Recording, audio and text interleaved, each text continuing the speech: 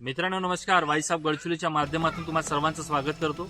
गडचिरोली जिल्ह्यामध्ये पुन्हा एक नवीन समस्येने जन्म घेतलेला आहे। ही समस्या म्हणजे डेंग्यू गडचिरोली जिल्ह्यामध्ये खूप मोठ्या प्रमाणामध्ये त्याची वाढ बघण्यात मिळत आहे आणि या डेंग्यूमुळे 5 जणांचा बळी गडचिरोली जिल्ह्यामध्ये झालेला आहे। या सर्व घटनेमध्ये गडचिरोलीचे जे मुख्य अधिकारी आहेत सीओ आणि कलेक्टर साहेब यांचा हस्तक्षेप आणि जे लोक या सर्वस्वी डेंग्यूला जबाबदार आहेत त्यांना तात्काळ निलंबित करण्यात आलेलं आहे आणि चौकशी बसवण्यात आलेली आहे त्या लोकांवरती जे लोक जबाबदार आहेत। मित्रांनो, गडचिरोली जिल्ह्यामध्ये खूप मोठी समस्यांनी भर घेतलेला आहे, कारण खूप मोठा प्रश्न आता निर्माण झालेला आहे आरोग्य यंत्रणेवरती।